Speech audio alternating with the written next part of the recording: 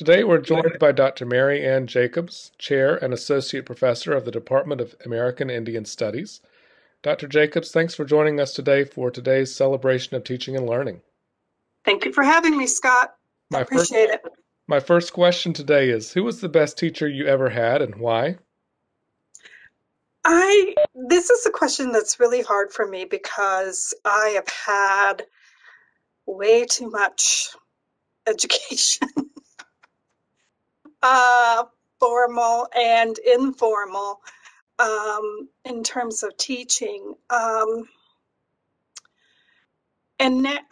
think I would answer that question at different times in my life. I think I would answer that question differently, if you know what I mean.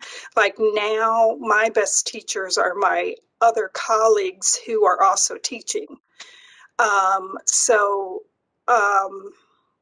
And teachers who are Native American that I've met aren't necessarily teaching me a course per se, right? Their teachings come in different ways. So I guess now I'm viewing both of those as the same, whether you're teaching me in a course or you're teaching me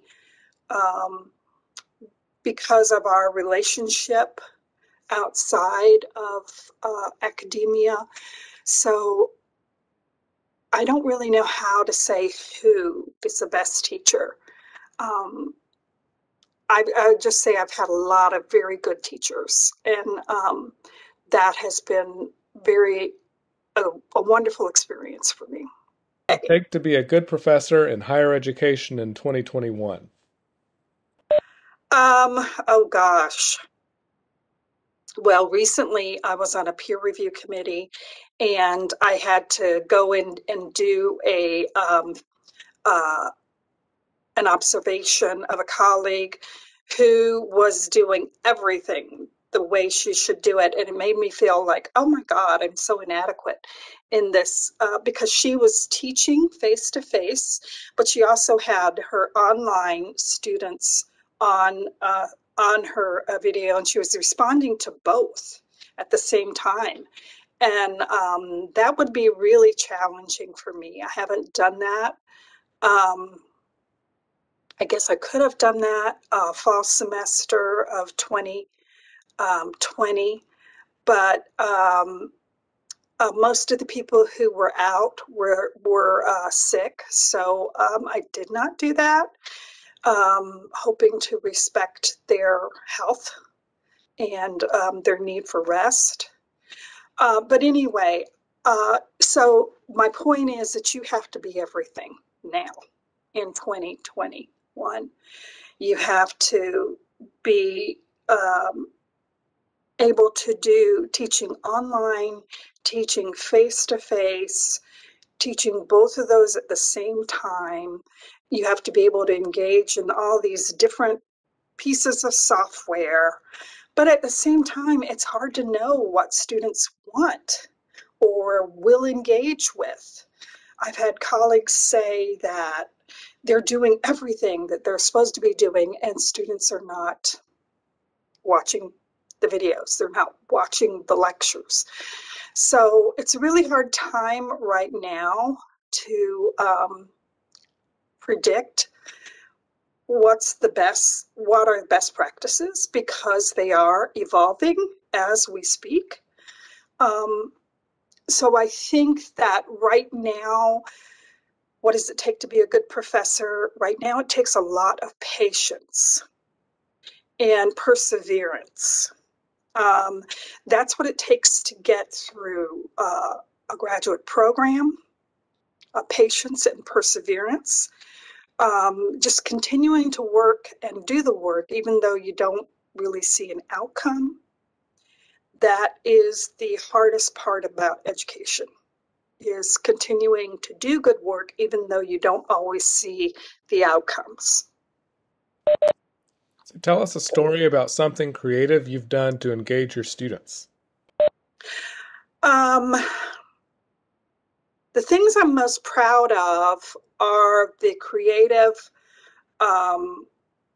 discussions that my students have to do in 3880, but now I'm also doing interviewing on WebEx with people in the community. So I'm beginning to like that too. But the creative discussions are, for one, this week I have one that I'll be grading this week. It's a mindfulness exercise. They get a couple of different videos they can choose from. They have to do, I think it's 2 or 3 sessions. And so they have to answer some questions about each time they tried to do the mindfulness practice.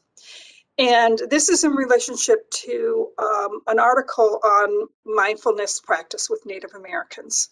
And so they have to try to practice, I think it's at least 3 times I asked them to do, and use the same video each time they do the practice. So it's like a 5-minute beginner session for mindfulness practice. And I've done this exercise for 3 or 4 semesters now. And at first I would get a lot of responses that says, I've never heard of doing this before, I've never been asked to do this sort of thing before. And the course is Native populations, which is an introduction for helpers, anybody who's interested in being a therapist, being any sort of healthcare provider, or working with a Native population, either individually or group setting. So, so mindfulness therapy has been around for a long time. And most people know meditation. They know it's meditation, right? And it's for all sorts of people with anxiety, dealing with chronic illnesses. And it's been utilized by a lot of different, some hospitals, a lot of different care settings, okay? And so I want my students to know about that, especially since there's research applying it to Native Americans, because contemplation, contemplative thought, being comfortable in silence is a real hallmark in Native American communities and indigenous communities around the globe. So what I'm finding now is more and more of my students have some mindfulness knowledge. They've either been told they need to practice it, or they have been practicing it for some time. So that one I'm very excited about. The other one that I've been excited about is also in that class, where I give them a child welfare case from South Carolina that went all the way to the Supreme Court. And then they have to read several articles, watch some videos on it, and answer some questions about it. So they have a lot of different ways to learn about the case, and then to respond to some questions. And I'm proud of that one because it brings home the Indian Child Welfare Act. It really makes them see this is not something that's in the past, but it's ongoing, and tribes are continuing to have to work at keeping this law in play. Because there's a lot of attacks out there on the Indian Child Welfare Act, because people don't understand the difference between race and being a federally recognized tribe, which is a political status. So I'm really proud of that, even though students kind of fall down really hard on that assignment. A lot of students do well with it if they read the material, if they watch the video, if they read the chapter, they're doing good work. If they don't do the readings, it's really very easy to see that they didn't engage with the material. So I like the interactiveness of those types of assignments when I can build an assignment around a whole group of documents and video, have them watch it and respond. I really like to be able to do that. So those are two that I'm excited about. And then I had an interview recently with an elder in the community who does a lot of herbal medicine work. And at the end, one of the students asked us about whether or not Lumbees have sacred items that are sacred. And we got into this discussion about traditional medicine and fire blowers and seers, and everything just got really, really quiet with my students just listening.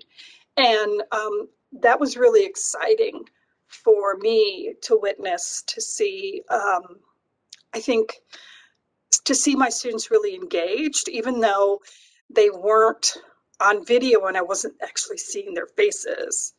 But I could just tell that there was a lot of interest in that particular portion of the video. So it was nice to do. Thanks so much for joining us today, Dr. Jacobs. Thank you for having me, and I'm looking forward to seeing this. I don't like to see myself on video. My eyes do weird things, and my facial expression goes crazy, so I'm not too good at watching myself. Me neither. But hey, we are glad that you're here, and thank you for speaking to the power of educators in so many ways. And thanks for joining us for celebrating teaching that really impacts our students. Thanks for having me.